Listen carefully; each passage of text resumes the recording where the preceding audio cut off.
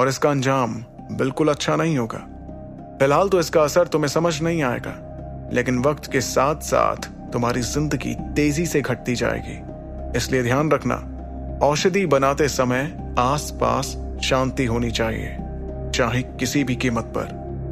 यह कहते हुए विदुर ने टेबल पर रखे सामान को एक बार फिर गौर से देखा। उनकी बात सुनकर ध्रुव समझ गया था कि उसे क्या करना है, इसलिए उसने हामी भरते हुए अपना सिर हिलाया। ये देखकर कि ध्रुव उनकी बात को समझ रहा था, विदुर ने करिश्माई पाउडर बनाने की प्रक्रिया शुरू की। उन्होंने अपने दोनों हाथों को रगड़ा, जिससे उनके हाथों पर एक सफेद रोशनी दिखाई दी। फिर उस रोशनी को काबू में लाते हुए विदुर ने ध्रुव की तरफ देखा, जो इस रोशनी को देखकर हैरान दिख रहा था। ये देखकर विदुर ने मुस्कुराते हुए उसे बताया, ध्यान रखना, एक हकीम कितना अव्वल दर्जे का है, ये तुम्हें उसके हाथ से निकलती रोशनी के रंग से पता चल जाएगा। विदुर के हाथ से निकलती रोशनी को देखकर ध्रुव की आंखें हैरानी में बड़ी हो गईं। लेकिन इसके पहले कि वो कुछ कहता, विदुर ने मुस्कुराते हुए कहा, मामूली हकीमों के हाथ की रोशनी का रंग हल्का पीला होता है, और जैसे जैसे उनका रैंक बढ़ता जाता है, रोशनी का रंग और गहरा होता जाता है और उसकी ताकत भी बढ़ जाती है। यह सुनकर चौंकते हुए ध्रुव ने विदुर से सवाल किया, आचार्य, अगर ऐसी बात है तो फिर आपके हाथ से निकलती रोशनी का रंग सफेद क्यों है? सवाल सुनकर विदुर ने जोर से हंसते हुए ध्रुव को जवाब दिया, मैं मामूली हकीमों की बात कर रहा हूं ध्रुव। मेरी गिनती मामूली हकीमों में नहीं होती है। मेरे जैसे हकीम रोशनी लाने के लिए शक्ति का इस्तेमाल नहीं करते, बल्कि हम तो रोशनी उधार में लेते हैं। ये बात सुनकर ध्रुव को कुछ समझ नहीं आया। आखिर कोई रोशनी कैसे उधार ले सकता था? वो इस वक्त विदुर को देख रहा था, जिसके चेहरे पर मुस्कुराहट बरकरार थी। तभी ध्रुव ने उससे कहा, रोशनी उधार में लेते हैं? मैं कुछ समझा नहीं आचार्य।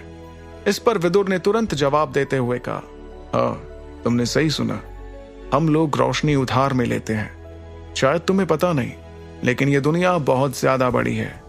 जितना तुम देख सकते हो या फिर जितना सोच सकते हो, उससे भी कई गुना बड़ी। और इसी दुनिया के दो बहुत जरूरी हिस्से हैं, देवलोक और पृथ्वीलोक। इन दोनों जगहों पर रोशनियां मंडराती हैं, बिल्कुल शक्तियों की तरह। लेकिन ये रोशनियां कहां से आईं, ये कोई नहीं जानता। ये शायद सूरज के फटने से आई थीं, या फिर देवलोक से गिरी उल्का पिंड से।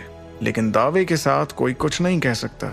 एक बात तो जरूर है, इन रोशनियों की ताकत शक्तियों की रोशनी से बहुत ज्यादा है। इस रोशनी से करिश्माई पाउडर बनाना बहुत फायदेमंद साबित होता है। लेकिन जैसे हर सिक्के के दो पहलू होते हैं, वैसे ही इन दिव्य रोशनियों का भी एक खतरनाक पहलू है, और वो ये है कि ये शक्तियां बहुत मुश्किल से मिलती हैं, और जब मिलती हैं तो इन्हें काबू करना बिल्कुल आसान नहीं होता। उन्होंने ये कहकर देखा कि ध्रुव इस वक्त उनकी बातों में पूरी तरह से खो गया था, इसलिए विदुर ने बात आगे कहने का फैसला किया। बहुत से हकीम अपनी पूरी जिंदगी लगा देते हैं दिव्य रोशनियों की तलाश में, लेकिन फिर भी वो उसे ढूंढ नहीं पाते। और ऐसा इसलिए क्योंकि इन रोशनियों को काबू में करने के लिए इन्हें अपने शरीर में उतारना होता है।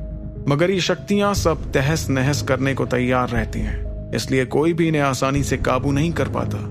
यहां तक कि सबसे कठोर हीरा भी इन रोशनियों की ऊर्जा को नहीं संभाल पाता।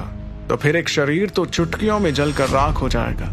इसलिए सिर्फ कुछ ही लोग, और वो भी किस्मत से, दिव्य रोशनी का एक छोटा हिस्सा काबू करने में कामयाब रहे।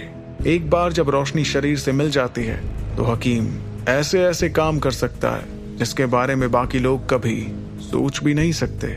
दिव्य रोशनियों के बारे में जानकर ध्रुव पूरी तरह से दंग रह गया था।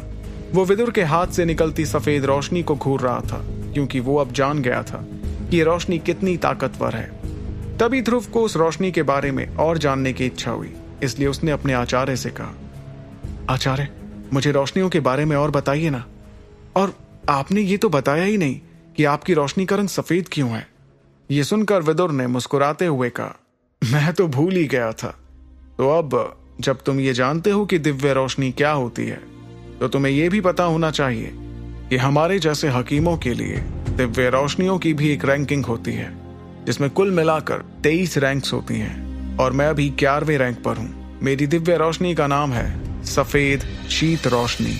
ये रोशनी 100 सालों में एक बार दिखाई पड़ती है, जब दक्षिणी की तरफ ग्रहण लगता है। इस पर ध्रुव ने विदुर से सवाल किया, सफेद शीत रोशनी, ये कैसे हासिल किया आपने? ध्रुव का सवाल सुनकर विदुर को अचानक कुछ याद आ गया। उसने चेहरे पर हल्की सी उदासी के साथ ध्रुव से कहा, इस सफेद शीत रोशनी को पाने के लिए मुझे 8 साल का तप करना पड़ा, वो भी एक छोटी अंधेरी जगह पर। और जैसे ही मैंने इस रोशनी को अपने शरीर में उतारना चाहा, सारी तैयारियों के बावजूद भी मैं लगभग राख बन गया था। फिर विदुर ने आगे कहा, ये रोशनियां सिर्फ औषधि बनाने के काम नहीं आती, बल्कि इनका इस्तेमाल करके किसी ताकतवर विरोधी को भी हराया जा सकता है।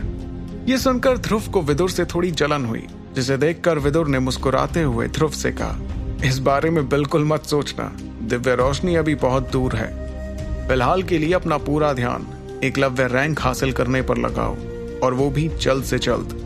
आगे की कहानी जानने के लिए देखिए अगला एपिसोड सिर्फ पॉकेट एफएम के यूट्यूब चैनल पर, और सुपर योद्धा के सारे एपिसोड्स को सुनने के लिए डिस्क्रिप्शन में दी लिंक से डाउनलोड करें पॉकेट एफएम ऐप।